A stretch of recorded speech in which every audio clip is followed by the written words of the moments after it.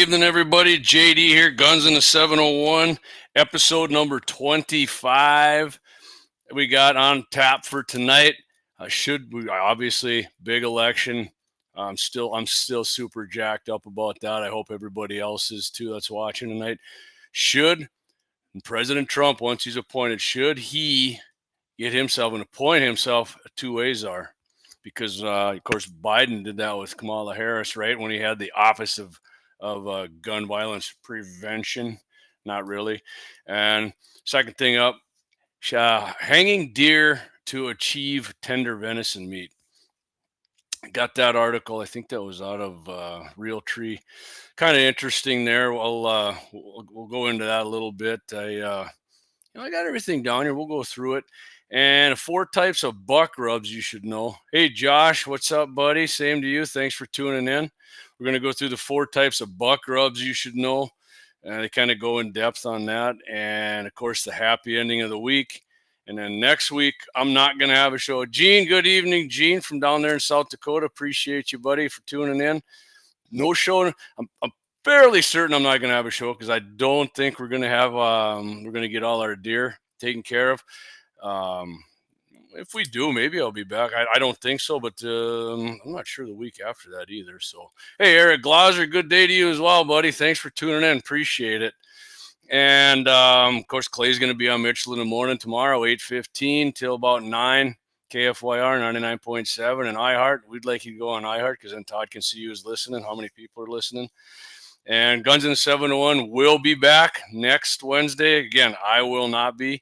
I'm going to give you guys, I'm going to try and give some live reports up there from the hunting shack.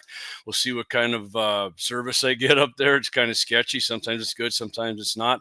I tried a while back, and I could go live on X, but it was pretty blurry. So what I'm going to do is try to log into Restream here, and so it'll go to all our outlets. But we'll see how it happens. We get a good clear day, and so again, great.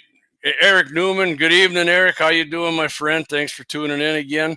Looks like everybody I see, it's coming up on here. I mean, if you're tuning in on Rumble or Twitch or one of our other outlets there, you can't comment. So if you want to comment, you got to go on to YouTube or the website, not our website, but the Facebook page, which it's Sturm and then all spelled out Guns and the 701. Yeah, we got our new Facebook page up, but due to their new policy, we get you can't go live on a new Facebook page for, I don't know what it is, 60 days or something like that. Hopefully you guys can hear me here. I got my, I'll check my volume here. Yeah, all right, because it was super loud. I'll go into this first. So Clay and I did the live from the ND GOP election party there Tuesday. We did have some technical difficulties, but it was fun. Thanks again, Governor-elect Kelly Armstrong and his team for being gracious hosts, having us up there, having us all set up for stuff. Really appreciate you guys for that. It was fun. I maybe had a few too many rums, but hey, you know what? It was a good time, man. We had fun, and we're gonna try and do it again sometime. And it's just our Clay and I doing our first one, and I will say this: talking about an election for 4 hours, that is definitely not in my wheelhouse, but there was a lot of people there. Luckily, there's a lot of people we knew and a lot of people to talk to us. It was great fun. We had fun doing that. And of course, President Trump won, which we're going to talk about shortly here with my first topic here. As I said, should Trump appoint a two-way czar? When the House is still up for grabs, right? The Senate, we're definitely gaining big seats in the Senate, which is awesome. The House of Representatives, from everything I've seen, because we're gonna need the House and the Senate if we really truly want to accomplish what Trump's team got a mandate by, because he won a popular vote when the elect dominated, right?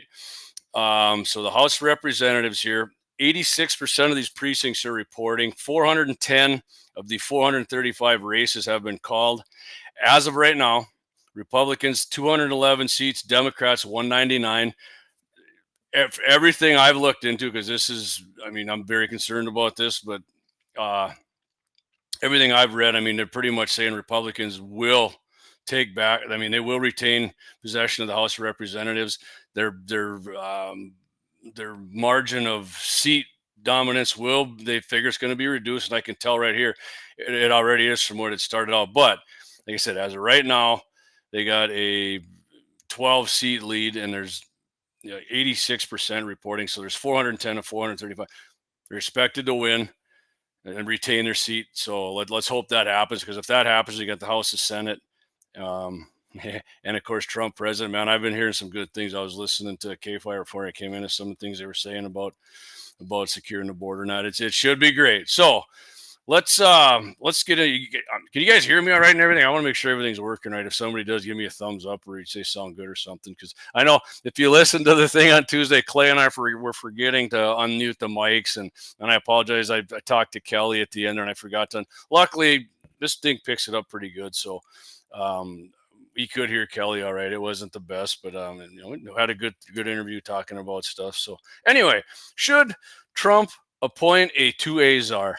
Right? Because Biden, as we all know, Kamala was Biden's border czar, which is a miserable failure. Should have been the border gate opener. All right. Thank you, Josh. Biden had he put in the first ever Office of Gun Violence Prevention. I don't know if you guys remember that, which I got a text here from my buddy Wyatt. Thanks, Wyatt. Appreciate that. The first Office of Gun Violence Prevention, and they all that was Kamala was a czar of that too. Why? She wasn't a czar. That's not what they called her. Yeah, I mean, some of them might have that. I mean, same thing. I mean, Democrats love czars, but loud and clear, my mom says. Thank you, Mom. I appreciate you listening in too. Hope you're feeling better. My mom had a little back injection thing going on, but anyway, yeah. And they teamed up with moms demand confiscation in every town for gun bans and all these other the Democrats, Biden administration was already anti-gun the way it was, but they made Kamala the border the guns are right, the gun controls are for. So that's what I'm saying. We don't have to call if Trump could appoint let's just say Coleon Noir, right? 2As are. They don't have to call it. They can call it like, okay, Biden called it the Office of Gun Violence Prevention. We can call it the Office of Second Amendment Promotion and Rights Protection. And I don't know, what do you guys think? Right, a lot of people be like, well, that's a waste of money, JD. Maybe, but I like it when we get. The Democrats do it all the time, man. They waste our money, and they do whatever the hell they want to take away your rights. And they're out there now. They're doing. Clay and I talked about it, or I talked about it. I can't remember who did. Maybe him and I did on a show. They're putting a bunch of this public land off limits for hunting and shooting, and restricting what you can shoot with if you are able to just copper ammo. So I think we should do the same thing to promote the Second Amendment and usage of guns, and talk about like I got a happy ending all the time, and Clay and Deacons call it the slug thug of the week or thug slug of the week or whatever it is. And talk about how guns actually save lives, and guns save your lives and defend people I mean, hundreds of thousands of times more than they kill people in the United States. So in my opinion, I would do that, and I would appoint, like I said, somebody like Mr. Coleon Noir. If you never saw him, look him up. Just type his name into your search engine. The guy's freaking awesome. Great advocate for the Second Amendment and your gun rights and stuff like that. He's a hell of a good guy. I'm shooting his gun, so I think that'd be a great idea. I don't know what you guys think. You got any opinion on that? Go ahead and throw it in the comments. If not, I'm going to move on here, because like I said, I'm going to just run through this tonight. I'm doing it late, because usually when Clay, the reason I'm doing this at 9, in case any of you guys missed it, usually when we were doing it at 8, like the last third of the show, like a bunch of people jumped on, and I'm like, well, I'm going to just try doing one late. And I thought maybe since a bunch of guys, especially, were going deer hunting tomorrow and had the day off, they might be around. But hey, we'll see what happens. If this doesn't work that great, I'll tell you what, I'll go back to 8 o'clock the next time I do it. So anyways, I'll start doing this before we do our first break here. Hanging deer to achieve tender venison meat. I mean, I always thought like people hung deer just to increase the flavor of it, right? I didn't think it had anything to do with it until I got this article out of Peterson's Hunting, not Clay Peterson. Clay could probably have his own Peterson's Hunting magazine. I was real quick too. Clay really good at breaking down. And we did the election thing up there. Like I said, that's not my wheelhouse. I had fun doing it, but I think Clay could have done that whole thing himself way better than having me there doing it with him. But anyway, Peterson's hunting here. So it starts out, rigor mortis is the stiffening of the joints and muscles after death. I think we all knew that. Right? In deer, this period can last between 12 to 24 hours and sets in when a carcass begins to cool. If venison is cooked during this time frame, prepare to sit down to tough pieces of meat. Okay, I mean, I've Wayne Muth. Hey, out in Medora hanging out tonight. Hey, Wayne, thanks for checking in, buddy. Appreciate you taking the time when you're out in Medora. That's awesome. Buck tag out there, or what are you out there with some other people hunting away? And what do you got going out in Medora? Anyway, yeah, I guess I never noticed like eating deer right away. It was tough. I've never, I've cooked deer meat right away and didn't think to myself, wow, this is rough. But according to this, if you do it right away, you're getting tough deer meat. For more tender venison, butcher and cook deer after rigor mortis has reversed, which we're going to get into when that happens. When the muscles have had time to relax. This is achieved by hanging deer after field dressing. To be safe, usually allow 2 days for rigor mortis to completely fade. Okay, so they're saying hang your deer for 2 days if you want tender deer meat. My screen's bouncing around. If you want tender deer meat, I don't know. My dad, he doesn't hang them. I'm gonna have to. I know he's not. I know he's not watching this, but I'm gonna take this article up to him because he always wants to let the deer age or whatever, and he does it for a couple of days, but he cuts it up right away. So I don't. This they say to hang it here. Of course, they say remove the tenderloins. The tenderloins are tender already, and because they're small, they will dry out quickly. Tenderloins do freaking dry out quickly, and they are tender. So Wayne says, actually, no tags helping Scott tomorrow night. Oh, that's right. They're doing the hunter's auction. My bad. Okay, awesome, man. That's great. I imagine. Are you guys, Wayne? Are you talking with Scott about that tomorrow on the show? Our buddy, friend of mine, and Clay's, and a lot of people. Scott's a great guy. Dakota Prairie Outdoors. That's on. I meant Saturday, Wayne, not tomorrow. I'm thinking it's Friday because I don't have to work. Saturday morning at 8:00. So if that's you're going to be on Scott's show, Wayne, let me know, and we'll get it out there for you. So like I said, remove the tenderloin. So we're talking about hanging a deer head up or down. I've done it both. Not necessarily for any reason, for meat reasons, I guess. Josh P says, never noticed it being tough. I always cook the loins right away, and I also cut it up the next day. Yeah, honestly, Josh, I've cut mine up like as soon as we get it back to the ranch shop, and I start cutting it up right away. So as far as hanging, how does that pertain to it here? It says hanging deer with head up or down. Some hunters argue that hanging deer by the hind legs will prevent gastric juices from the esophagus draining down into the hams. I mean, everybody I know who guts a deer from the esophagus is cut, man. I mean, what the little bit of juice in there is going to get down? I don't know about that. It doesn't hurt to take the extra precaution, but when I say I and reading this article, I'm reading it as this gal here is, I think a gal wrote this article. She says, but I've never had issues when hanging deer by the head. I also find it easier to skin and butcher deer with the head up, but this is purely personal preference. I definitely think it's easier to do it with the legs up. That's my preference. Doug Wolf says sausage don't care about tender meat. Wayne says, I won't be on the show, just helping Scott and avoiding the fluorescent army. Yeah, as you can see, I am wearing my orange cap tonight just for hunting opener tomorrow. But okay, all right. So I imagine Scott's talking about that, Wayne. I haven't talked to him or anything, but Josh has agreed. Axe canned venison is tender, even with the toughest. Yeah, canned venison, canned sausage is good. So head up or down. I mean, really, not much of a difference here according to keeping your meat tender. So let's go on here. Hide on or off. If you plan to hang, I personally skin the damn things right away. Legs up is good, says Eric Newman. Okay, perfect. Right on, Eric. If you plan to hang deer for only a day or two, hide on or off makes little difference. I would say if you've ever skinned a deer, leaving your hide on for that long seems to make a hell of a difference to me trying to get it off. When you first kill a deer and it's still warm and flexible, you can peel that off way easier, in my opinion. If you plan to age the deer, which will require a much longer hang, okay, so this is aging, what I said my dad was talking about, and also a different subject for another day. Good, I don't want to get into that. I prefer to keep the hide on, which prevents the meat from drying out too quickly and protects it from discolorization or oxidation. And I go, oh, if you hang it outside, keep the hide on right. And my uncle's father-in-law, actually, he ages meat, and he did say, I think he left the hide on, actually. So Wayne says, I've always been a leg up man myself. We still talk about deer 45-90, Wayne.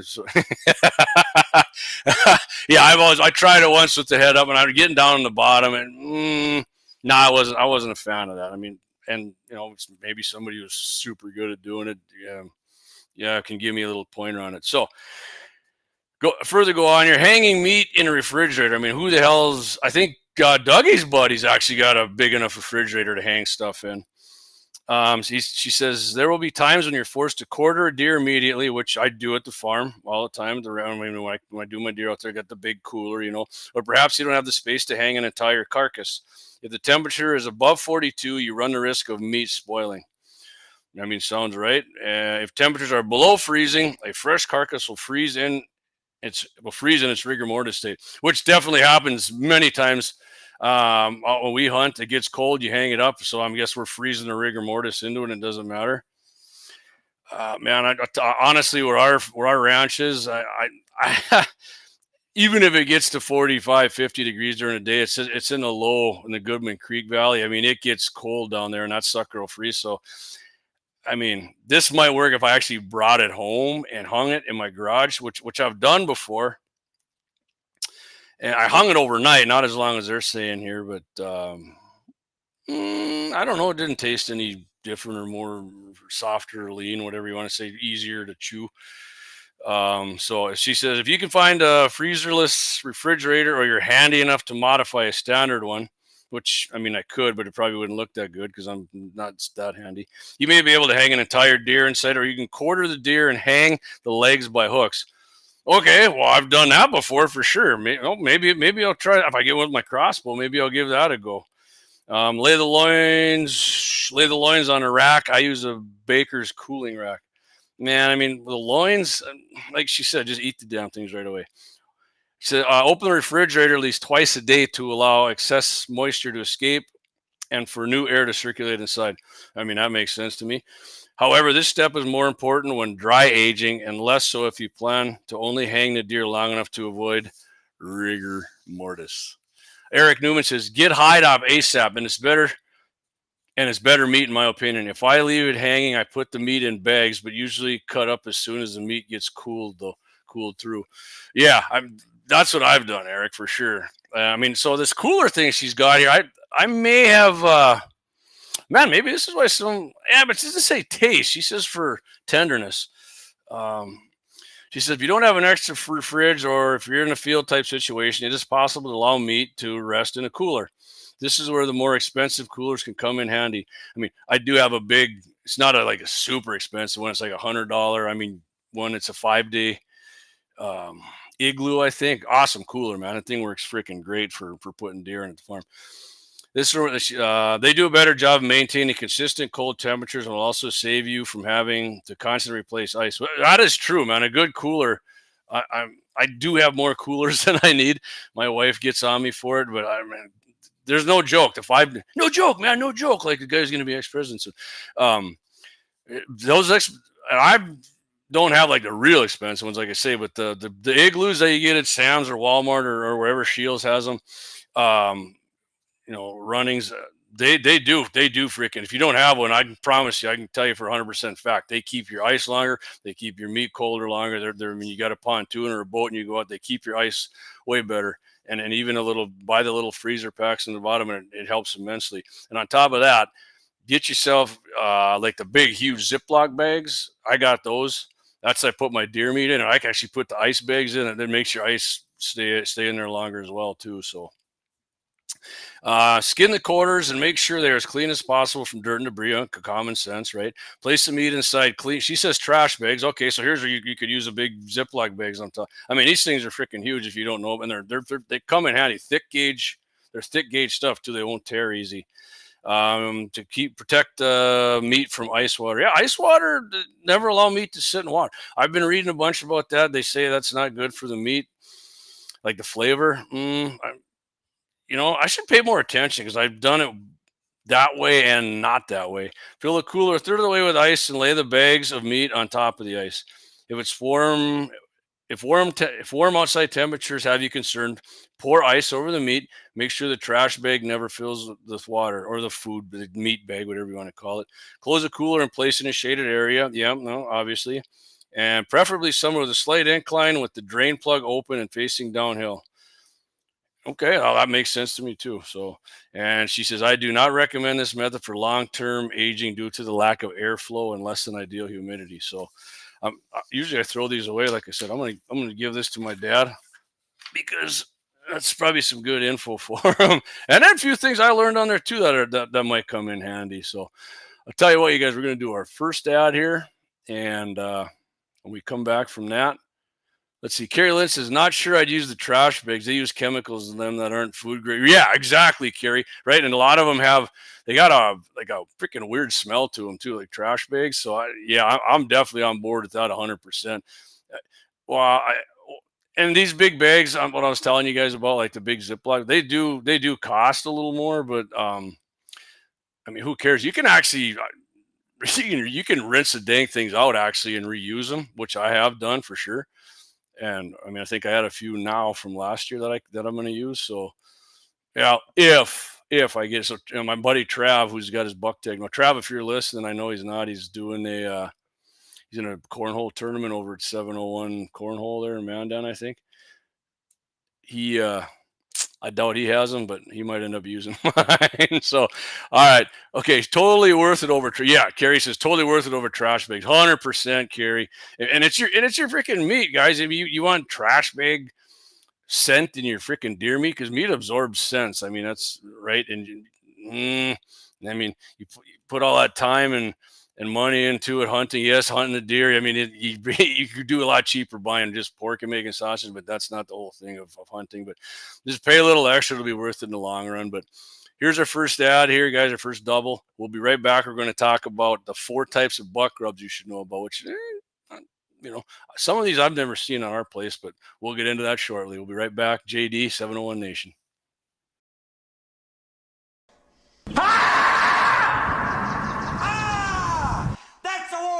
Now let me see your war face. Ah! You don't scare me.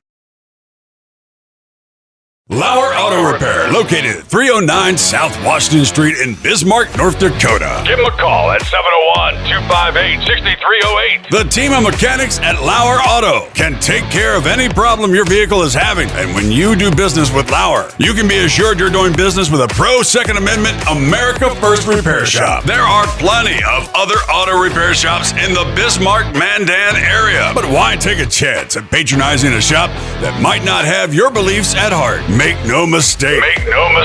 Lauer Auto is your pro Second Amendment repair shop. When you talk to the guys at Lauer Auto, don't forget to tell them that you heard they are a sponsor of Guns and the 701 and that you appreciate their support of our pro Second Amendment, pro North Dakota live stream and podcast. That's Lauer Auto Repair, 701-258-6308. 701-258-6308. Located 309 South Washington Street in Bismarck, North Dakota. Experience the exhilaration of power in your hands at Bloodline Kinetics. Why Cerakote? Simply, it aids in firearm preservation while also giving your piece a unique look. Barrel threading, NFA laser engraving, bolt handle threading, mount, level, and bore, sight scope chamber rebarreling, and much more. Bloodline Kinetics is meant to reflect a long American lineage in gun ownership, who stand for the Second Amendment rights, Bloodline, and the science behind gun accuracy, Kinetics. To some, it's just a constitutional right that can go away. To us, it's in our American bloodline, and we believe it should stay that way. Here at Bloodline Kinetics, we understand that hunters, sportsmen, women, and gun owners should have a quality firearm. Stop and see us at 2008 Morrison Avenue 2 in Bismarck, North Dakota, 58504, Monday through Friday, 8 a.m. to 5 p.m. Call 701-390-7997. Visit our website, bloodlinekinetics.com. All right, thanks everybody, and be sure, hey, patronize our sponsors, please, and let them know you heard it on Guns in the 701 or right here on 701 Nation, because hey, that's how we keep the bills paid around here. We don't make we don't make a lot of money. We make enough to pay the bills. Clay and I enjoy doing this, getting the message out, and doing what we can for the Second Amendment hunting and promoting North Dakota way of life. We hope you guys enjoy it. So get out there and support our sponsors, please. Wayne Muth here. Let me get the chats back up, guys. I'm sorry I got them down here. Let's see here, Wayne. Let me go down. Carry 100%. Yeah, 100% worth it on. Wayne says, I think the most important part about having tasteful meat is letting the blood and fluids drain out before you cook them. I set my steaks or burgers on paper towels in the fridge for a day to allow this. It makes a big difference. All right, I've never done that, Wayne. I'm definitely down with trying out. I wonder if some of them steaks you buy, do they have, you get them in the stores. I keep hitting my volume here, you guys. I'm sorry if I look down, but you buy the steaks and they got that little thing inside of the styrofoam pack. Is that just doesn't sit on styrofoam, or is that like to absorb the blood too? I wonder, Wayne. That's actually interesting information. I've never saw that, but anyway, okay, let's go on here, guys. 4 types of buck rubs you should know about, right? And I'm definitely not like a buck rub master. Wayne says you'll be surprised. All right, I'm going to give that a try, Wayne. I definitely am. Wayne's probably not even probably. I guarantee you, Wayne knows a hell of a lot more about buck rubs than I do, and probably a bunch of other guys listening and gals. But so let's. I got this out of realtree.com. They got a lot of good stuff on Realtree, man, and I do like Realtree camel too. Fresh scrapes are the most alluring buck sign in the woods during the rut, but rubs are more important to your season-long strategy. So yeah, I've never really put it in my strategy. I mean, I see a buck rub, right? And I'm like, oh, there must be a big freaking buck around here. Look at it, and you see a lot of them, and so. A dude says, here's how to place value on your 4 types, right? So we got, 4 types. Let's go with the right away, the ordinary types. And he's got he breaks it down into like trees, the skinny, the hunting value, and the tactic. I mean, it sounds like a lot of shit here, but it's not, it's not as long as it sounds here. So, and even, I mean, of course I interject and make it longer than it should be, but, so number 1 here, the ordinary rub. Pine or cedar tree, 2 to 3 inches in diameter, or a hardwood sapling. So these 2 to 3 inches at our place, that would be Carigana shrubs. And I mean, they freaking deer freaking love Carigana. I don't know if a lot of people know that.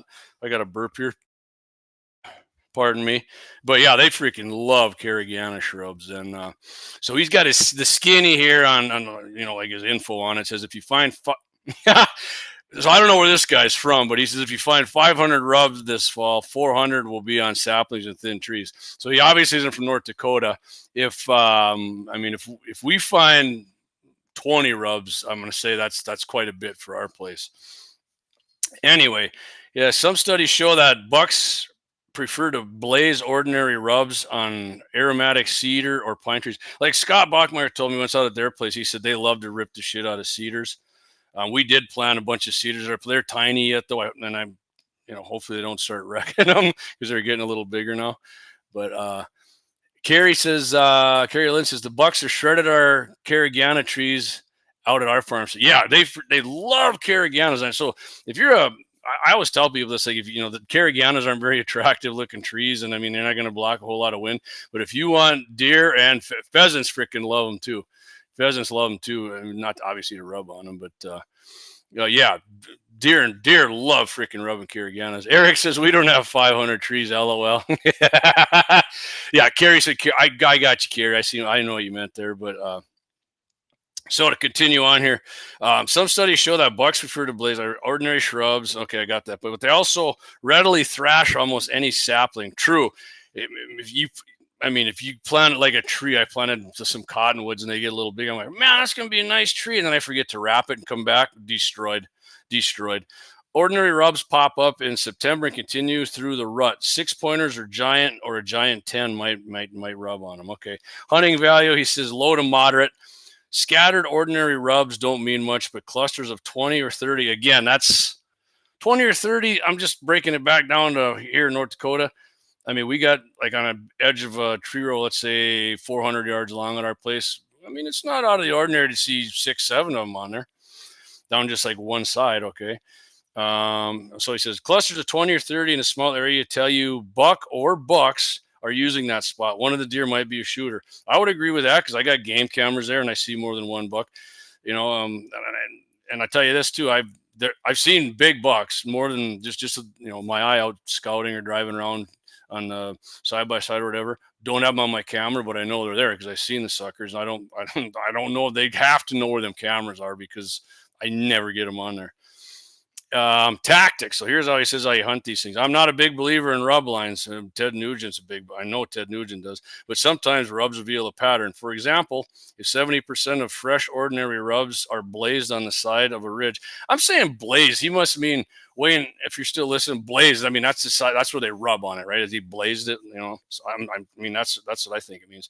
You can surmise a buck or bucks are side hilling rather than walking on the ridge top or down in the bottom. Hang a stand on a bench or flat on the hillside. I will tell you right now, I've never seen a buck rub on a hillside out of our place, and we have big ravines, and they're not on a hillside. They're either in the ravines or on the tree on the tree lines. That's what we got. So that's the ordinary rub. Next type here, the rut rub. And he says they're going to the hardwood tree to 3 to 5 inches in diameter. I would also say a 5-inch diameter tree is probably the biggest diameter tree I've ever seen rubs out at our place on. And my dad maybe seen them. Or my uncle. I'll ask him tomorrow if he has, but I've never have. So the skinny, look for these shiny big rubs to start popping up in your woods 2 or 3 weeks before the peak rut. So peak rut, that should be coming up in 2 or 3 weeks. So we should be seeing them opening weekend here. They might have been made by a resident mature buck that is frustrated and ready to breed, or provide clues of a vagabond 8 or 10 pointer that has come from some miles, expanding his normal range to sniff does. Hunting value, he says these rut rubs, high value. This is a high value for you to hunt. So the tactic, the more shiny, thick rut rubs you find, the better. Strike quickly. Look for the wildest, most secluded cover in the area. You'll likely find more rubs there because that's where Mr. Big stages a lot. Set a stand where the wind is right and hunt it late in the pre-rut and into the peak. All right. Well, I'll tell you what. If I see one, like I said, I got a bow tag, so it goes late into the rut because the rut does go past rifle. I've noticed it goes past rifle season. Sometimes real strong, sometimes not. So signpost. Let's move on to the next one. I got 2 left here. Signpost. The trees, he says, cedar, pine, hardwood tree, or fence post, 5 to 8 inches in diameter, even larger.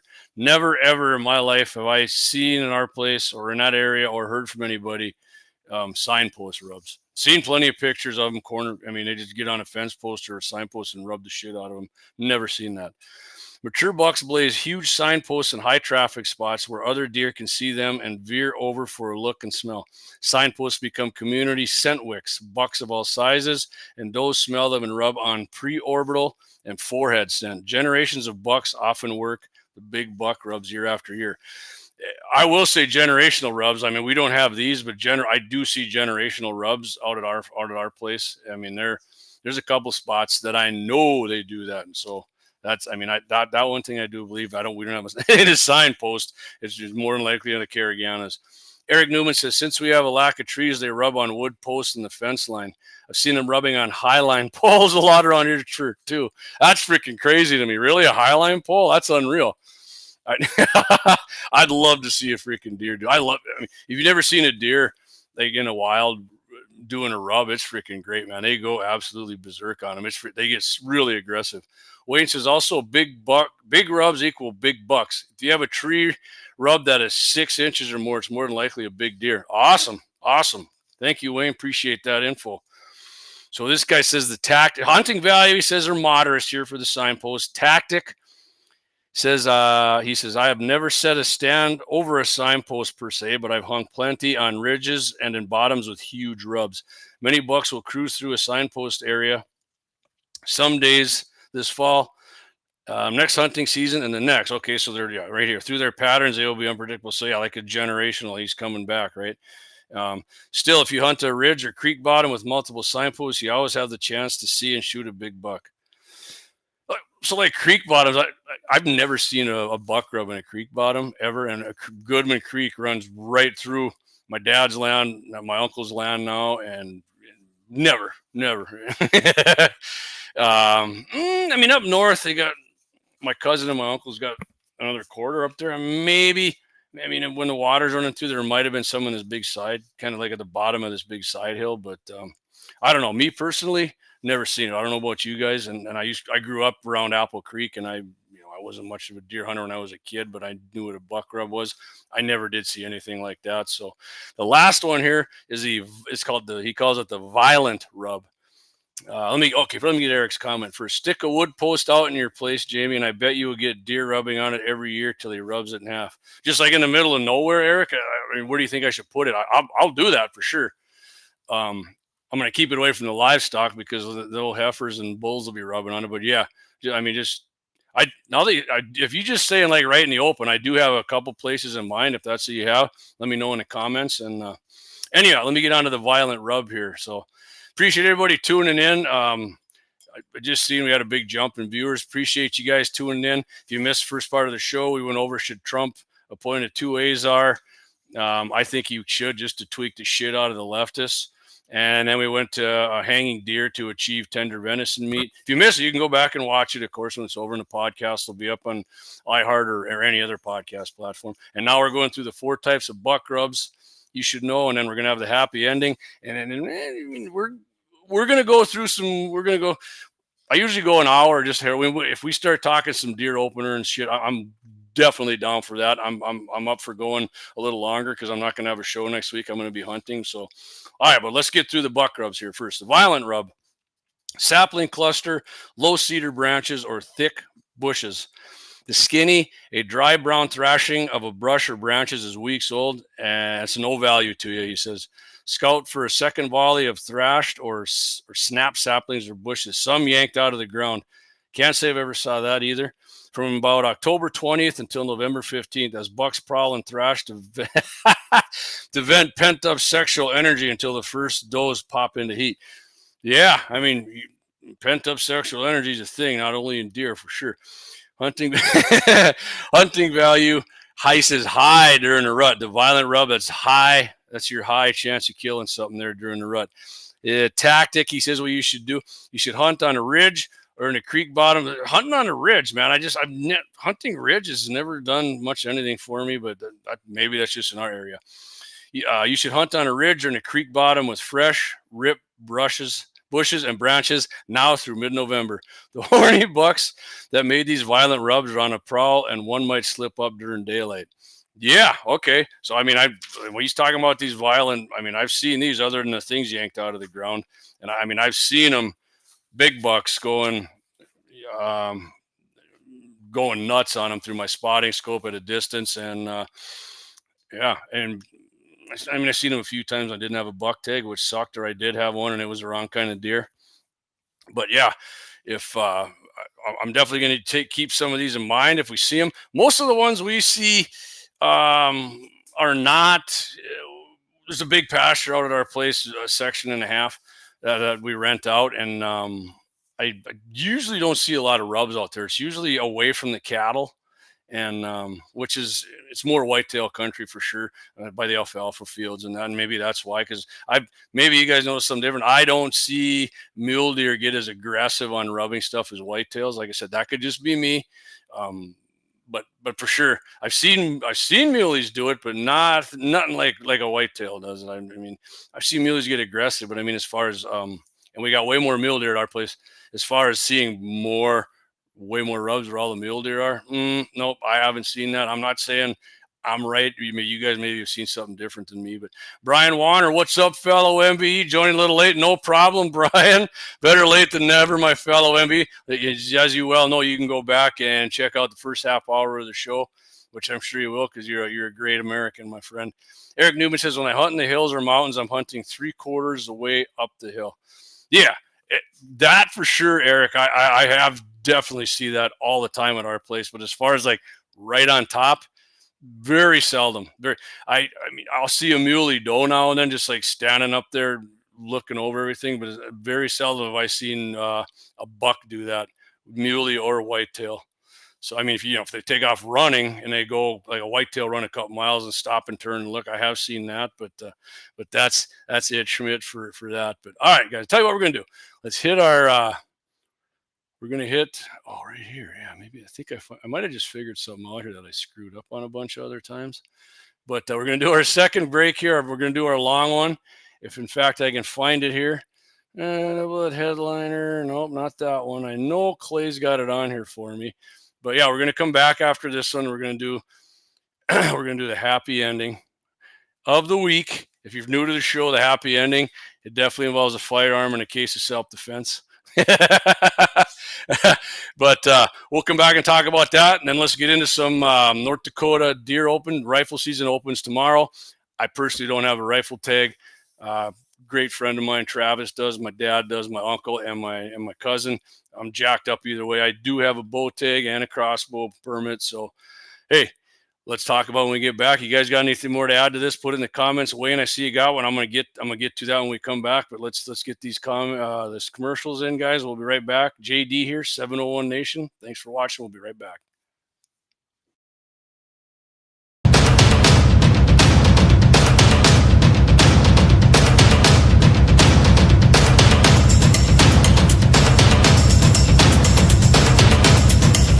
LAUER Auto Repair, located at 309 South Washington Street in Bismarck, North Dakota. Give them a call at 701-258-6308. The team of mechanics at LAUER Auto can take care of any problem your vehicle is having. And when you do business with LAUER, you can be assured you're doing business with a pro Second Amendment America First repair shop. There are plenty of other auto repair shops in the Bismarck-Mandan area. But why take a chance at patronizing a shop that might not have your beliefs at heart? Make no mistake. LAUER Auto is your pro Second Amendment repair shop. When you talk to the guys at LAUER Auto, don't forget to tell them that you heard they are a sponsor of Guns and the 701 and that you appreciate their support of our pro Second Amendment, pro North Dakota live stream and podcast. That's LAUER Auto Repair, 701-258-6308. 701-258-6308. Located 309 South Washington Street in Bismarck, North Dakota.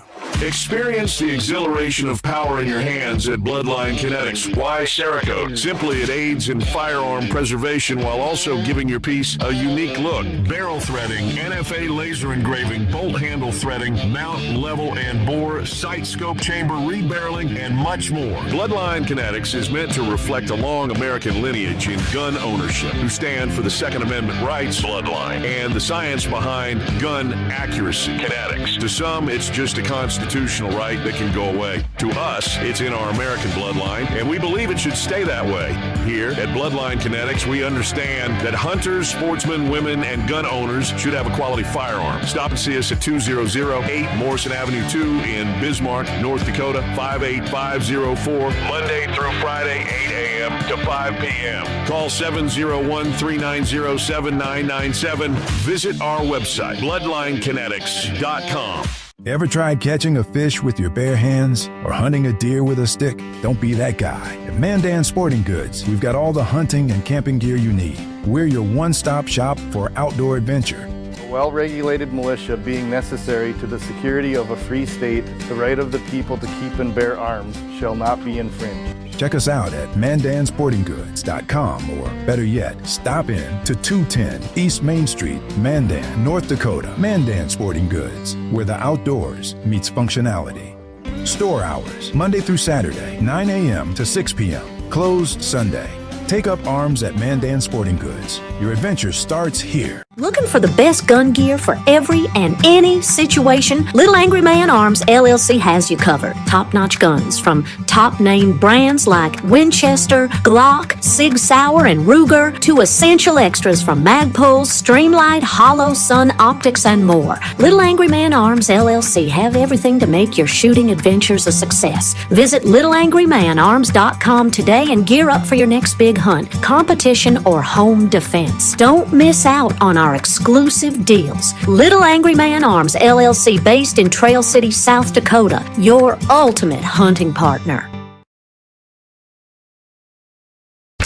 Discover the world of firearms at Bismarck's Double H Gun Shop. With a wide range of products from handguns to rifles, we cater to all your shooting needs. We are your local gun experts. Not only do we sell firearms, reloading supplies, targets, and whatever your heart desires, but we also have a ton of knowledge and answers. We shoot, we hunt, we compete, we reload. It's been the Howard's way since 1976, and we ain't fixing to change anything. Visit our website at hhgunshop.com to browse our inventory. Double H Gun Shop, Bismarck's best new and used firearm, reloading supply, gunsmithing, and sporting goods store. Double H Guns. Double H Guns. 1021 South Washington Street, Bismarck, North Dakota. Call 701-223-4888.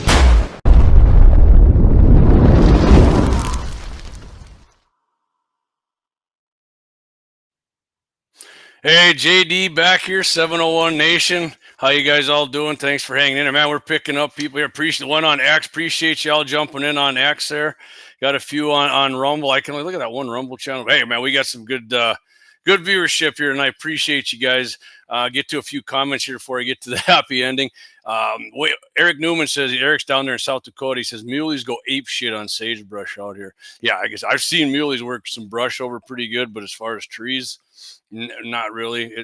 Like I said, it's fun watching them. Wayne Moose says, I personally don't hunt rubs because they're so random. It's much better to hunt scrapes, which are checked on a regular basis, and they can be very productive. All right, okay. See, the scrapes I see on our place are we cut this big trail down the middle of the tree row years ago. It was so overgrown because it was part of the homestead.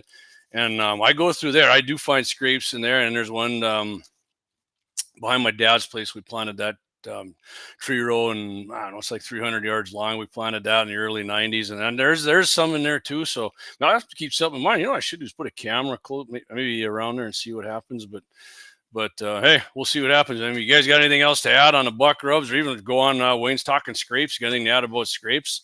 By all means, I'm throwing the comments here, and we'll get to it. So, but till then, after we're gonna, like I said, we'll talk a little deer hunting after this because tomorrow's opener. But happy ending of the week. I'll give away the ending right away here because that's how the story goes. Got it from usacarry.com. Hialeah, Florida. I think that's how you pronounce this.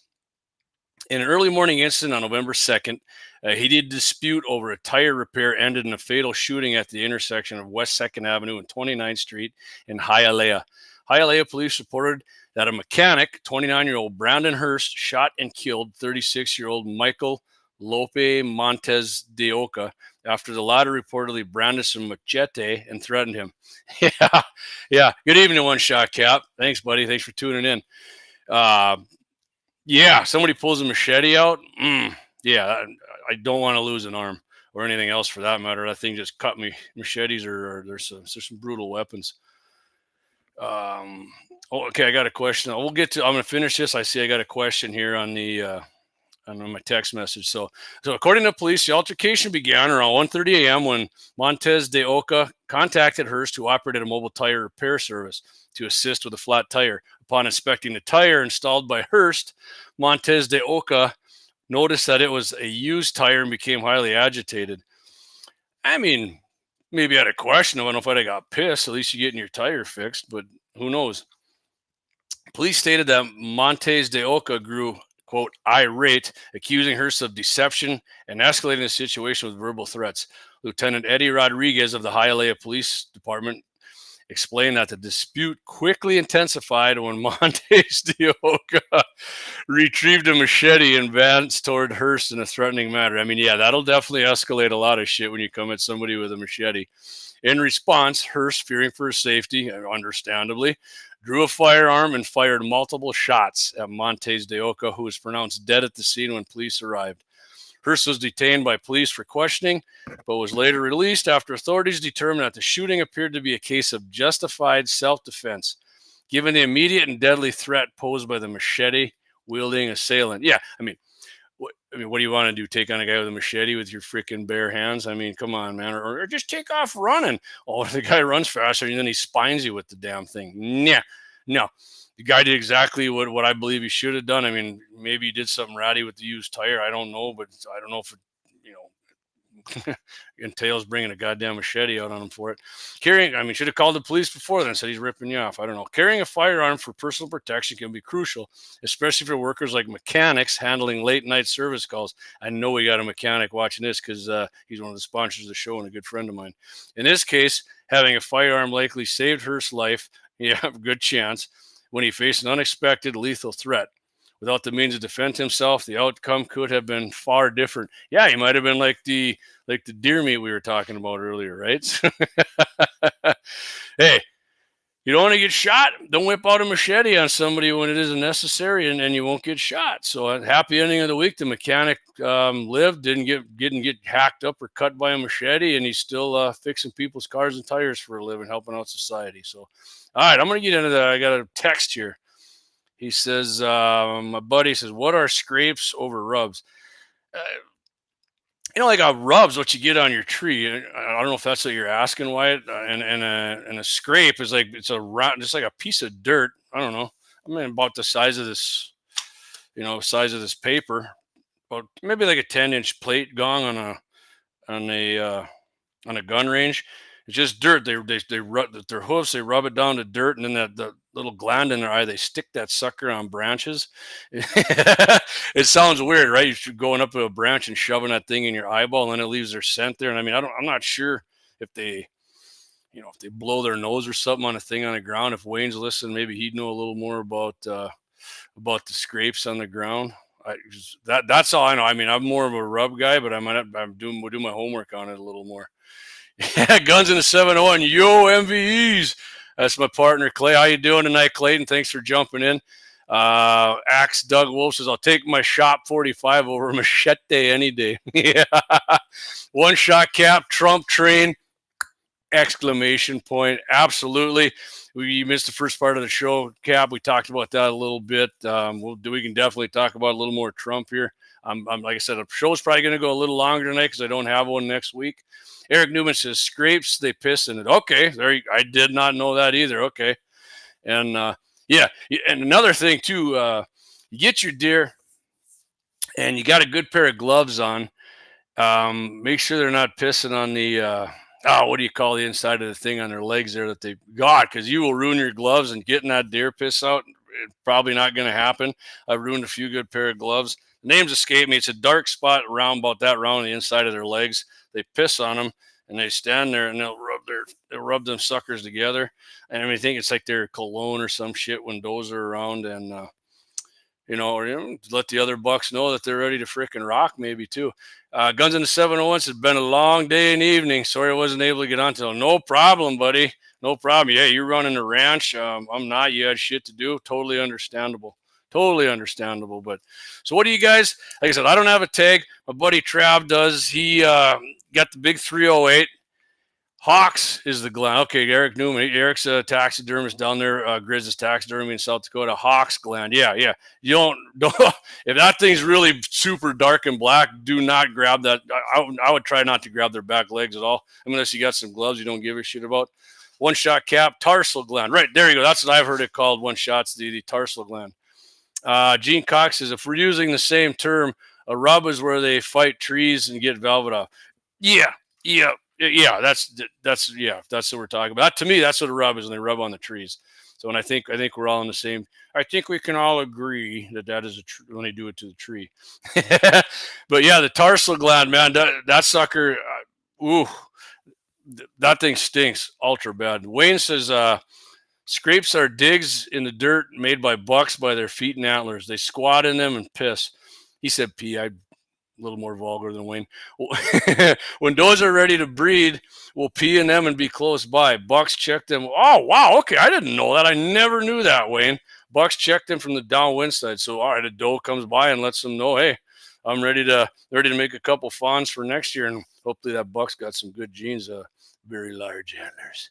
So yeah, that's cool. That's good information, Wayne. Thanks. I appreciate that. I never did know that. So, but yeah, my buddy Trav, he's using the good old 308, baby. 308, 150 grain soft points. Haven't seen any shooters that we would shoot. I've seen some from a distance. Look, we kind of thought initially they were pretty good, but and they had nice forks, but they're so whippy, man. When they got them real thin antlers, to me, that's not really worth.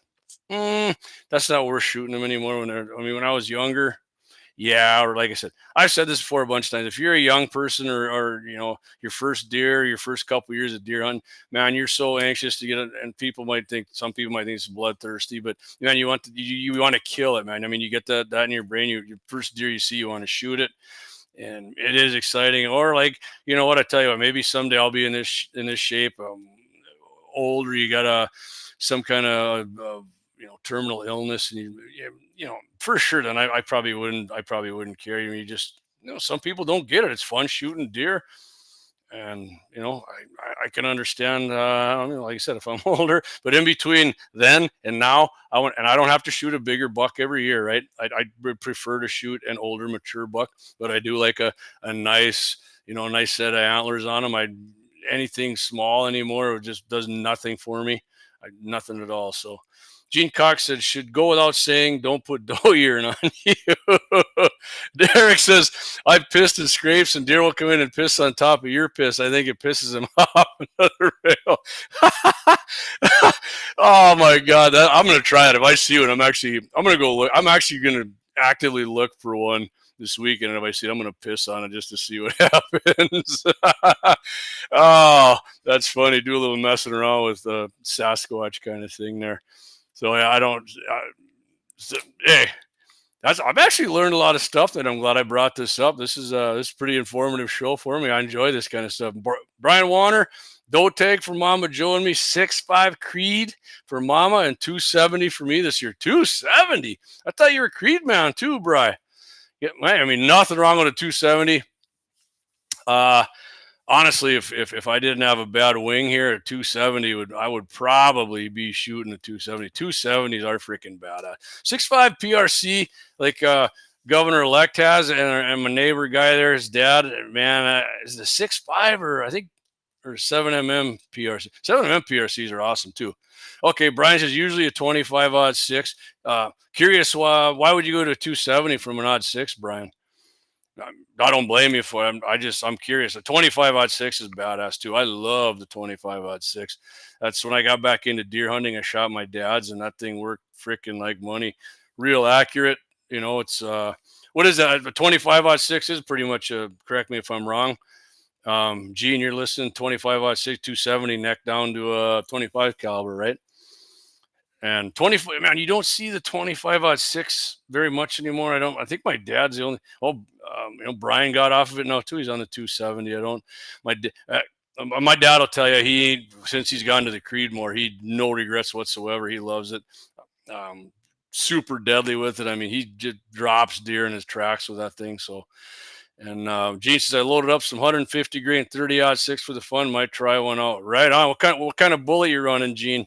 I know Eric. I picked up some odd 6 117 soft points for you. Did you try those out? What kind of accuracy or whatever you're getting with those? It was it one box or two? Yeah. And Clay bought, what did Clay buy? He bought a whole, I picked him up over Mandan Sporting Goods.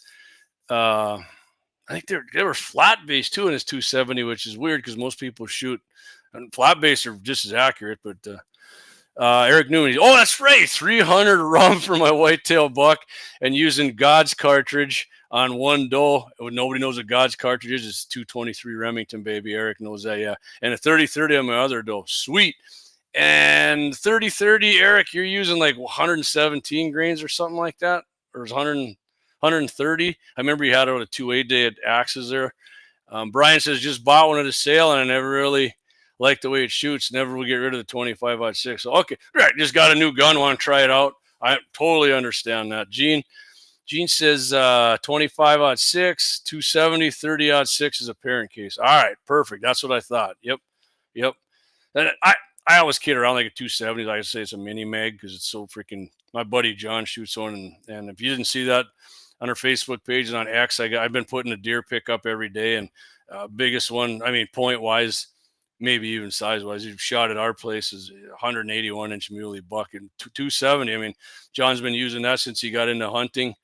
Used his brother-in-law's years ago, and that's what he got. Looked one up for him, and man, he's been slaying with it ever since. Eric, 30-30 is 130 grain. Okay, right. And Gene says Hornady interlock basic deer bullet. Right, they work great though, right, Gene? I'm getting back to the basics of the soft point bullets, man. I don't know why, but they've been freaking working great for me. So Clayton Peterson, guns in the 701. Hornady 130 grain soft point interlock. There you go. Yep. Man, Clay bought a pile of them suckers too. I think he's good for all because I'm not sure how he does a whole. I don't know a lot of guys who do a whole lot of target practice with the 270 because I think after 30 rounds, I mean, even if you're a big guy, you might be going, makes that 270 money guns in the sea. Yeah. And if you didn't see the Deer Rifle Steel Challenge, Clay shot pretty damn good with it out there. Eric Newman says, I haven't gotten those 25 cal bullets loaded yet, but you picked them up. Yep, exactly. I mean, the Sierra, the Game King, they're soft point, bow tail, Game Kings, and then, man, awesome bullets. And then that's what my daughter used on her buck was those bullets. And I mean, held together, work like money, man. Not be afraid of shooting any size buck behind the shoulder with God's cartridge and then those 55 grain. I think my buddy John, his son's got a doe tag. He's going to be going out, I think, Monday, and he's going to be using some we loaded up 62 grainers. So he's got a longer barrel, and those babies are going about 3,000. So that's going to be freaking hammer time. One Shot Cap says, cow elk taking 270 shoots, 130 grain soft points. Yep, right. And I think we mentioned that, Clay. I don't remember if we were on Mike Bell's show there, Dakota Mornings, or if it was election party when I asked you. You said Clay uses 150s on elk with a 270. Gene says, might take my SA-16. Is M16A2 cool on opening day, 55 grain stuff? Yeah, I think Gene asked me what I used, actually. Gene, did you load that up with them Sierras then? Because I think I gave you the load data, I think, or whatever, or yeah, man. I mean, like I said, 200 yard for sure. And Gene's got an M16A2, so he's running a 20-inch barrel. My daughter had a 16, so I mean, he's gonna get another 100 feet per second. I'd be 100% confident in damn near any side. Maybe not some big freaking Alberta freaking buck because they got huge, but maybe even I don't know. It's gonna get in there and get the job done. So who knows? Guns in the 701. I stocked up, hard to get, so I should be good for a quote couple days now. Oh, yep, I got you, Clay. I'll mention it again here for sure because I'm going to be on Guns in the 701 tomorrow morning. Mitchell in the morning, 8:15 a.m. Central, 7:15 Mountain. My boy Clay Peterson going to be on with Todd Mitchell. Mitchell in the morning, 8:15, like I said, till 9, talking some. I think they're going to go heavy into Trump's election there. And I'm sure they'll sure get into some gun stuff, which I might get into a little bit of it here now. What we got here? I think I missed one here. Who the heck? What is that comment on there? I don't see what that. What's the purple label? That's Guns in the 701. Yeah, 150 on elk or deer when I grabbed the wrong buck. Yeah, my buddy John bought some 150s by accident once, and they didn't shoot as accurate. Usually you get the heavier bullet. They got the better BC. They shoot better. In his case, in that TC Venture, nope, the 130s, he's got cash money in there, and that's a power shock is what he uses. And I think Federal uses Hornady's interlock bullet on that too. But Eric says using the 55 grain Barnes TTSX, so it's a tipped. Something is bow tail tipped all copper, and my 223 on a deer, and I want to see. Whoop! I got somebody another comment that sniped me out here. I got to go now, and I want to see how they perform at longer range. Yeah, Eric. I mean, like we talked about that at the last Prairie Dog contest. You should bring that up and run that baby through some gel at some range. That'd be a great test for us to do out at Axe's place. Gene says I took a 7mm 08 back to Hornady. 139 bow-tail soft point, 6.5 Swede loads them babies up with a 140 bow-tail soft point. But yeah, and my dad's used the 140s Sierras in his 6.5 Creed. I mean, just hammer time with that 6.5 is deadly, man. The sectional density on that bullet's awesome. 7mm 08, Gene's definitely. I think Gene actually calls that God's cartridge. I mean, it's awesome, man. You get more velocity out of a 3.0. Just 308 neck down, right, Gene? 7mm 08, and you get a little more velocity and the bullet's got a little higher BC, so that's pretty sweet. Gene says a 55 grain soft point Federal factory. I grabbed some herders, 55 grain herders made by Winchester. Okay, I've shot herders before. I had nothing nothing wrong with Herder's ammo and soft point. I mean, 55 grain soft point. That's great hunting around for the 223. All right, guns in the 7-1. I just mentioned going to be on Mitchell in the morning tomorrow at 8:15 a.m. Central, 550, 99.7. Just get the iHeart app and listen on there so Todd knows how many people are listening. He said they're going to talk election results. Kelly as the most Second Amendment governor in North Dakota. Right on. Gianforte win in Montana. Tim Walz lost in his home county of Minnesota. Oh, that's got to freaking hurt. I love that. I didn't know that. I love to hear that. And of course, the happy ending of the week, which is slug plug or slug? I'm sorry if I'm getting it wrong, Clay. I know it's something you guys got a different name for it. I mean, I think you just call it happy ending of the week too. I like saying happy ending of the week. It just sounds good. You know, people are happy ending. What the heck kind of pornographic stuff is that? Nah, it's not, but it gets people's attention when you say it. It's a happy ending, just a different kind, like I said.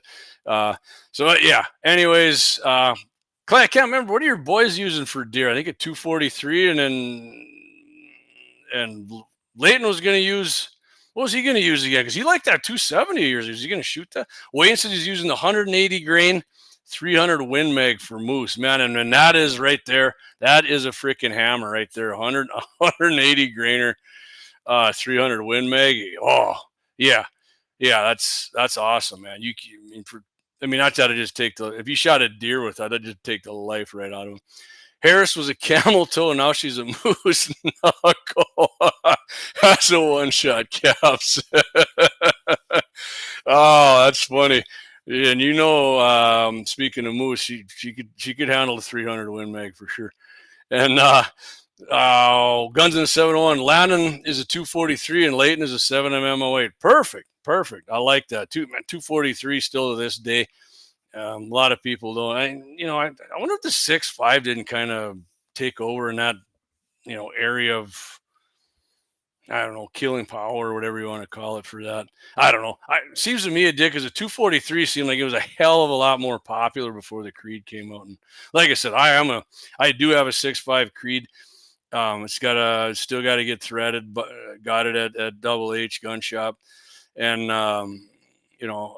Bloodline's got to thread that, but he's going to have his machine up here in January at some time. I don't need it because I'm not, I don't have a tag.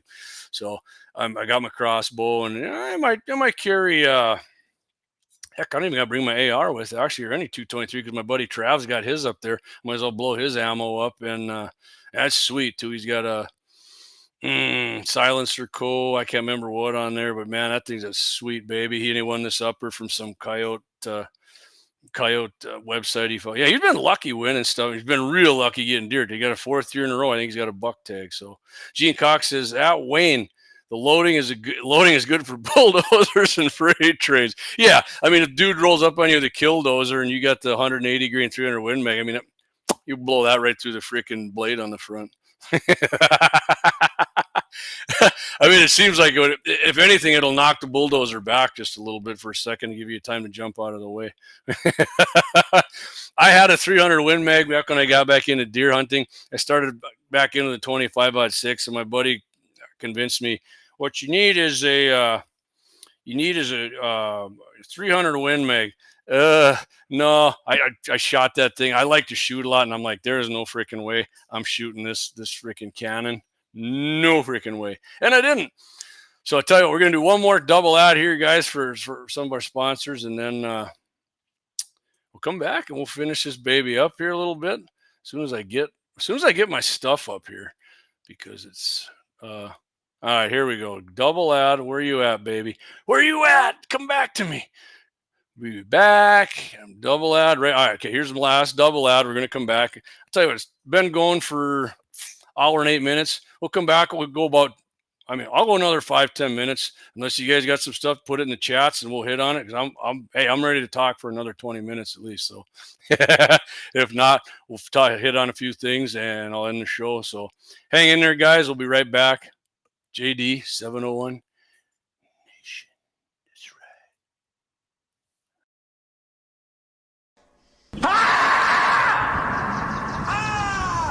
That's a war face. Now let me see your war face. You don't scare me. Lauer Auto Repair, located at 309 South Washington Street in Bismarck, North Dakota. Give them a call at 701-258-6308. The team of mechanics at Lauer Auto can take care of any problem your vehicle is having. And when you do business with Lauer, you can be assured you're doing business with a pro Second Amendment America First repair shop. There are plenty of other auto repair shops in the Bismarck-Mandan area. But why take a chance at patronizing a shop that might not have your beliefs at heart? Make no mistake. Lauer Auto is your pro Second Amendment repair shop. When you talk to the guys at Lauer Auto, don't forget to tell them that you heard they are a sponsor of Guns and the 701 and that you appreciate their support of our pro Second Amendment, pro North Dakota live stream and podcast. That's Lauer Auto Repair, 701-258-6308. 701-258-6308. Located 309 South Washington Street in Bismarck, North Dakota.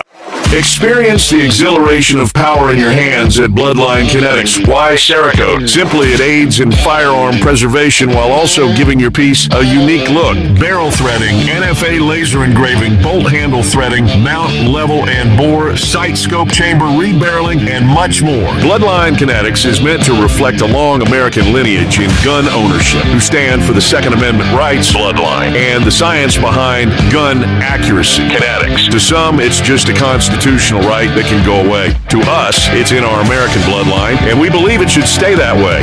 Here at Bloodline Kinetics, we understand that hunters, sportsmen, women, and gun owners should have a quality firearm. Stop and see us at 2008 Morrison Avenue 2 in Bismarck, North Dakota, 58504, Monday through Friday, 8 a.m. to 5 p.m. Call 701-390-7997.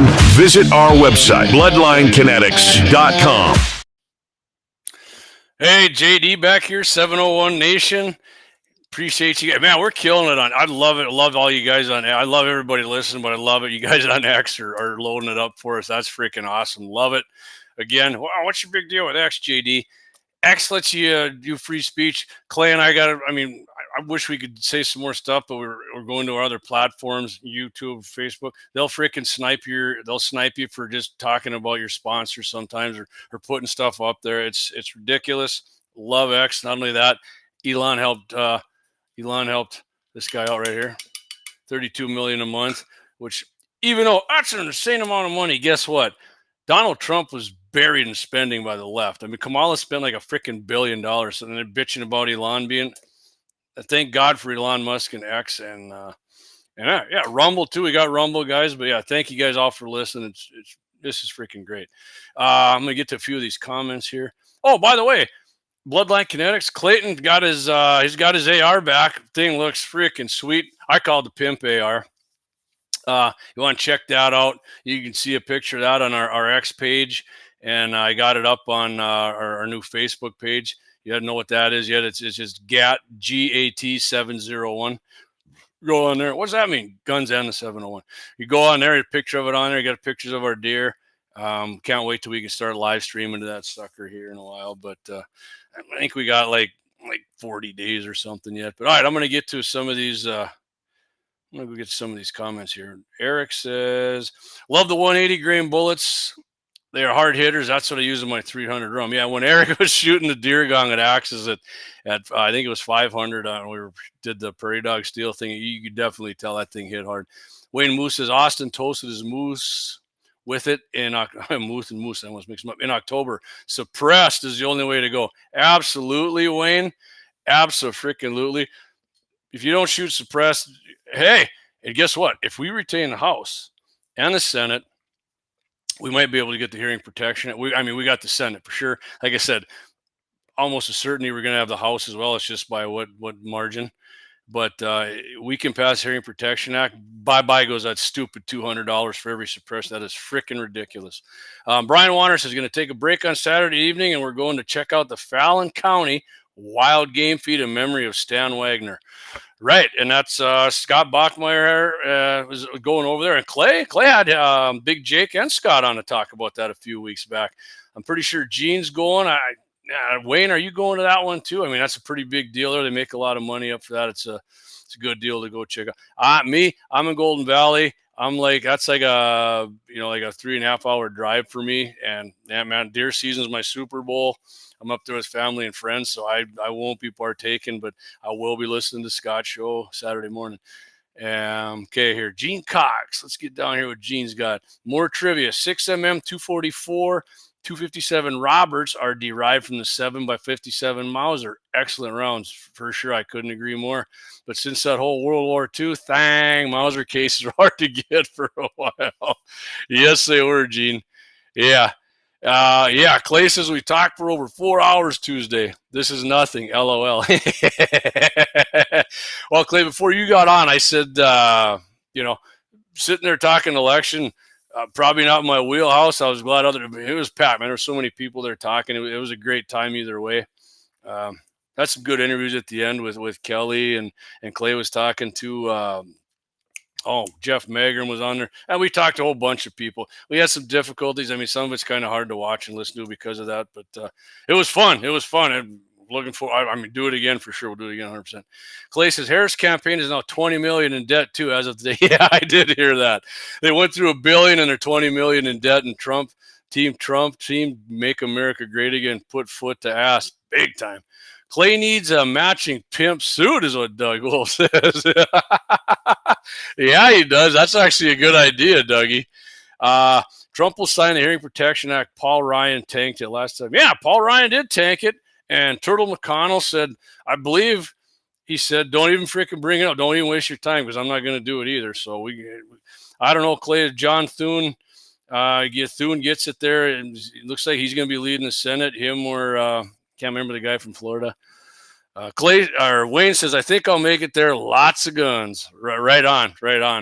And so curious if you guys are thinking. I went to the NRA banquet, had a great time there, and just like getting guns. I think Clay and I have talked about doing another raffle through his buddies down there at I can't remember the name of it in South Dakota. The shooters down there, but I was thinking maybe instead of a gun, just let me know what you guys think about this. Like some nice, like range finding binoculars, some SIGs or something, that range out to 5,000 on targets and 3,000 on deer. I mean, right. I mean, a lot of people now, I mean, it's a nice win in a gun, but I mean, they're always giving away guns. Either that or like a nice HD spotting scope with a tripod or something like that. I mean, I don't know what you guys think of that. Maybe night vision or these night binoculars you can see. And, I don't know. I'm just curious. I just think everybody's giving guns away, and I'm down with trying to give away something else, or maybe we work something out with Grizz, full head mount or something. I mean, I'd be way as of right now. I'm probably more apt to getting in on something that would give away something like that, especially if you got a buck tag or something, man. Or Eric does more than deer. I mean, he does everything. Get yourself a coyote and get whatever off. I'm just throwing stuff out. I don't know what you guys think about that idea. I think my idea is freaking great, man. Yeah. But yeah, so like I said, guys, next Wednesday, Guns in the 701, we'll be back. I mean, Clay and I were busy and Deacons has stuff going on. So Wednesday, Clay just took Wednesday off. I mean, it was a late night. Clay and I never got to bed till 3 a.m. After, and by the way, anybody's listening, thanks to everybody who kept bringing Clay and I double talls there at the GOP convention or the GOP election party. I did appreciate it, but when I rewatched them, I was like, yeah, man, I probably had a few too many, but shit, I was having fun. So and they were tasting good. It was good. Oh, we got a beep in here. I think we got my man Clay on here. Let's see what's up, buddy Clay. What's up, Clayton? I got you on the little man screen there. What's this one? Let's go this one. There we go. Hey, you need your headset, man. Now you got a cap on. It'll work good for you.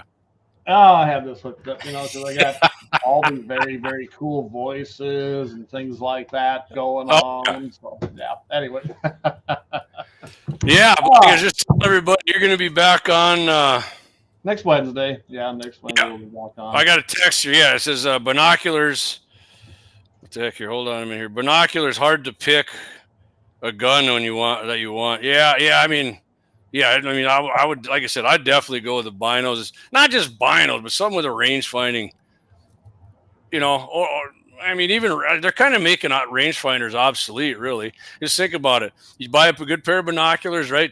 Probably $200 for, and then another rangefinder is going to probably be another. I mean, they're getting cheaper, but $175, $200. You can buy the whole damn package now. A nice, not that we got anything with SIG, but I know people who got SIGs and they're freaking awesome.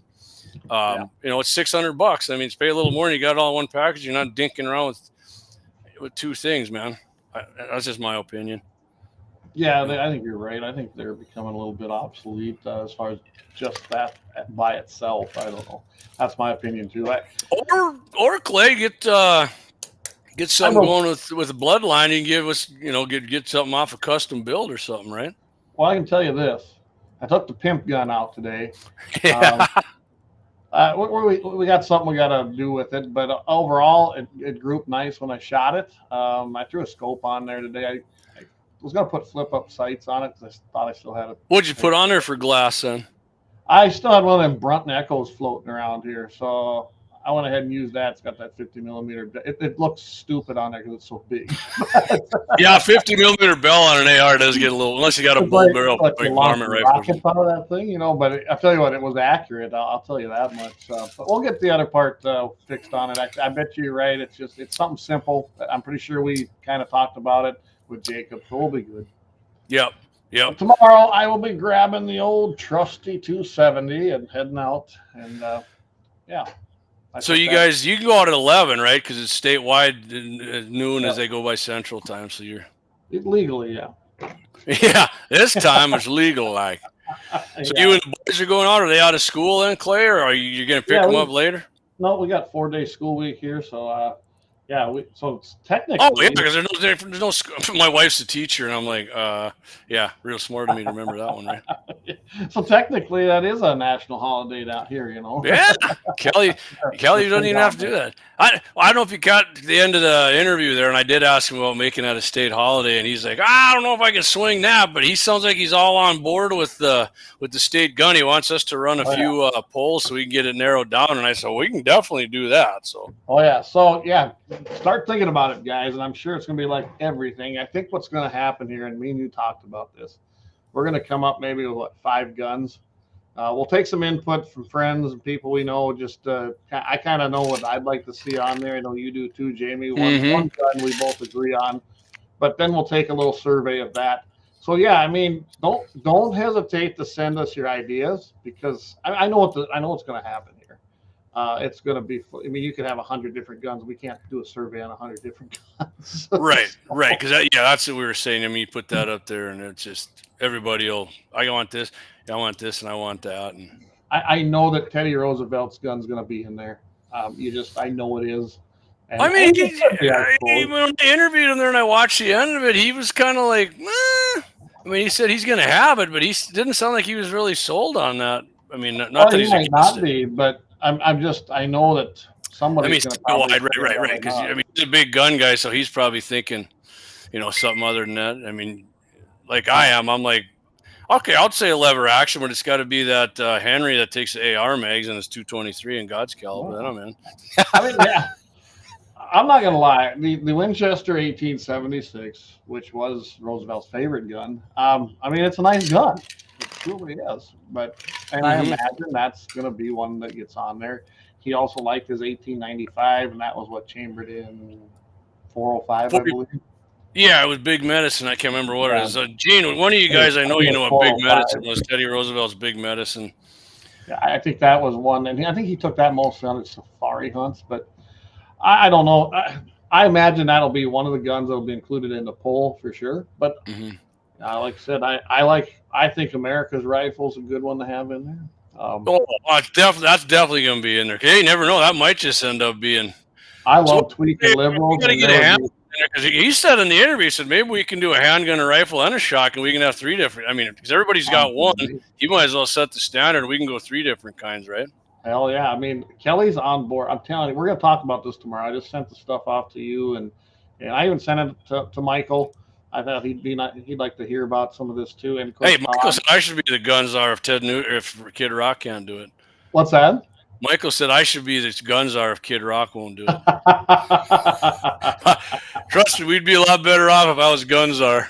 Hey, Michael gave us a good shout out today. He was talking with the Game and Fish guy, and he says, "Hey, you got to talk to guys like JD and Clay Peterson and Kelly. He says, you got to talk to these guys. They know what they're talking about." Yeah. So if Kelly's listening, he usually rewatches if he isn't listening live. If North Dakota needs Gunzar, you got the team right here. There you go. Hey, we'll work in tight conjunction with the governor-elect to be Second Amendment advocates and North Dakota's Gunzars. I think I'd make a great Game and Fish director. I'm on. Yeah, man, that would make for some great and interesting meetings. Oh yeah. Hey, Mr. Peterson, what do you think about using non-toxic shot? I think you can go F yourself. We're not going to do it no more, and we're done. How about that? I'm definitely against that myself. Next question: if you want to use it. But as far as mandating it, cram that. As far as I'm concerned, I like that. So he says TR was a 405 win guy. All right, that sounds. Yeah.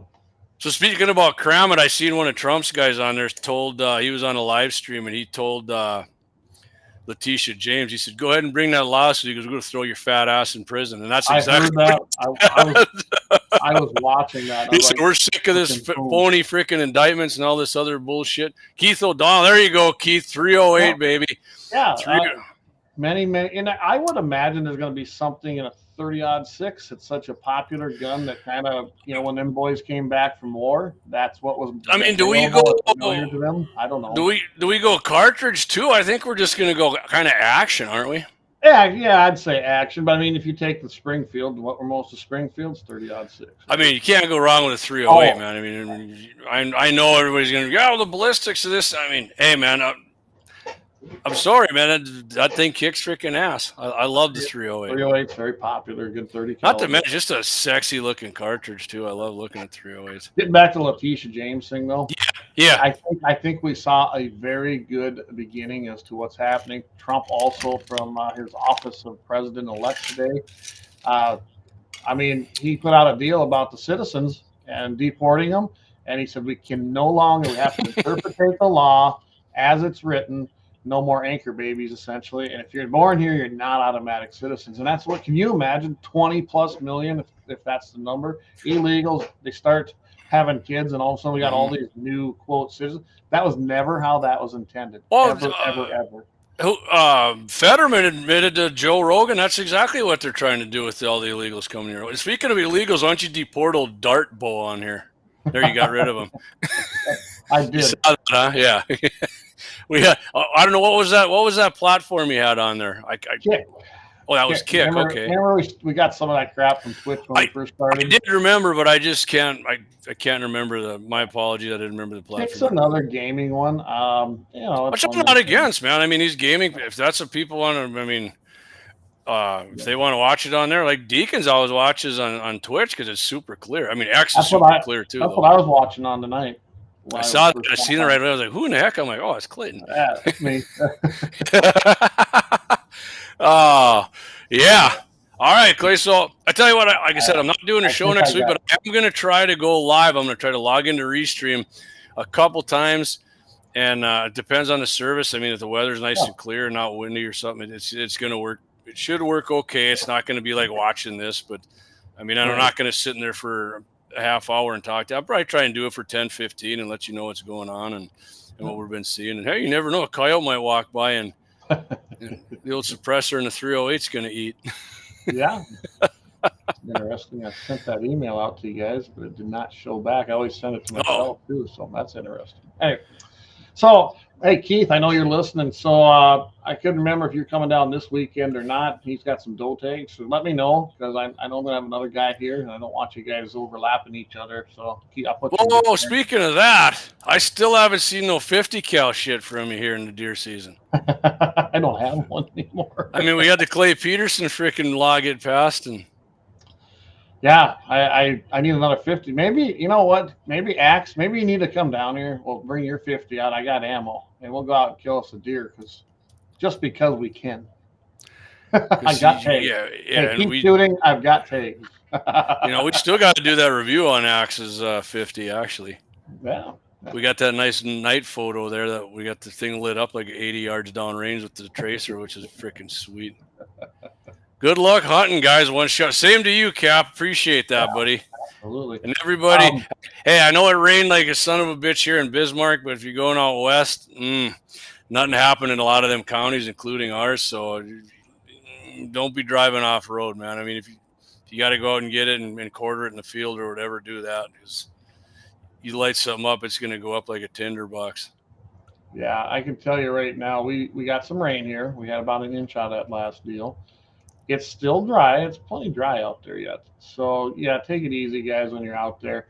Please, if you're out in them areas, don't park in the middle of a freaking road, and don't park even off the side of a big, steep ditch. Please drive up a little ways and find a good place to Yeah, I had a glass one, though. Oh, my God, there was a moron out there today scouting, and I tried to be as nice as I could. I mean, this guy, he was in the middle of the road, and he wasn't moving, and so I stopped and said, hey, I said, would you be able to pull over to the side or something? He got pissed off. It's like, you're blocking that. I said, you got trucks hauling hay, and there's still got a lot of guys hauling hay around there. I said, well, somebody comes over the hill and rear ends your ass, then what? And where he was at, he'd have got right in the front end. Mm-hmm. I mean, he was on the side. He was up on, like, you're going to get hurt. I said, I'm not trying to be a dick. I'm not telling you to leave. I said, yeah, you were, Clay. I said, you can go. I even told him, I said, yeah. So drive up there, and I don't do this very often. I said, park on that approach because that goes into my land, and that's fine. Just park there and glass that government ground. But I said, get off the road, please. Yeah. Yeah, it's unbelievable how they don't. So what'd you think of my Trump? I think Trump should appoint a two-way czar, Clay, just like we should get appointed to state two-way czars. I'll tell you what. You really tweaked because if they did it here, Kelly did it, it'd be czars. You'd have two of them actually appointing. Yes, that's right. We'd have a good one. We'd be good, wouldn't we? I just, if I had that kind of connection to talk to Trump, I want the 4473 changed back for the simple fact they've got now your pronouns on it, which just burns my ass. It's bigoted anyways. You got to say if you're non-white Hispanic, right? And top checking white. Let's get all that changed back. And, there's so many things. The Hearing Protection Act, I think now with and we're going to own the house. We are. It's just going to be by a slim margin. So I think the Hearing Protection Act can get through. We had the votes last time, but Paul Ryan killed the damn thing. We own the Senate and the House and the White House. And Trump said put it on my desk and I'll sign it, and they wouldn't even bring it up for a goddamn vote. So I think we can get it done. I think there's going to be enough pressure. I think if you look at things right now, even those rhino commie bastards I can't stand that are in the House, they got the message. We won the popular vote. Trump won resoundingly. I mean, I don't lose their sweet job there. Yeah, I mean, I know you and me and Michael and even Kelly were like, hey, 306 electorals. I still think it's going to go beyond that. They haven't really called everything just yet. But, hey, I don't care. It's going to be over 300 when we're all said and done. And Let's see if anything changed in the House here. Nope, it's still 86% in, 410 to 435. Republicans 211, Dems 199. Yep. I think we're going to end up there about a 3 to 4 vote Man, majority. It makes me uncomfortable, but I'm not happy about hearing about Thune possibly being in charge. So I asked that earlier. I don't know if you were on yet, but what do you think of Thune? Is he on board with the HPA? I have no clue anymore. That guy is not the man he was. I helped elect. I don't like Thune. I heard Charlie Kirk today talking about when he's up for re-election. They're talking about maybe we ought to throw about 100 people, staff members in the South Dakota, get a primary challenge and just get him out of it. And I think if anyone could do it, it's Charlie. I mean, South Dakota's not that big. And I think that's a fantastic idea. He was talking about throwing a rally either in Rapid City or Sioux Falls and then kind of kicking it off and defeating him. I think he's up in 2028, I believe. I think Rhino Rounds is up in 26. Both of those senators are horrible.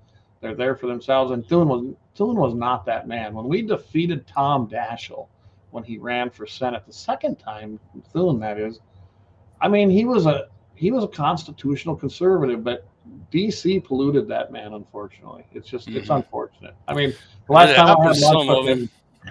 time I had lunch with him in Lemon, I said, John, I can't. That's when I was working for Henry. I said, I can't give you my support. I know I used to help and work out things with you on the campaign, but I said, I can't give you my support anymore. And I haven't heard a peep out of him since. So that tells you what he thought. I mean, we obviously weren't friends because even though I wasn't Speaking of that, him, who cares? did you ever hear? Did you get to hear?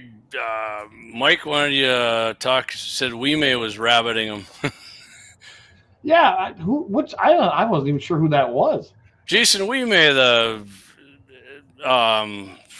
not Friends NRA, the NAI and NRA ILA guy. Oh, I didn't even put that together. I guess I didn't realize that's. Yeah, I was giggling when he said that about rabbiting him. I was picturing a rabbit run.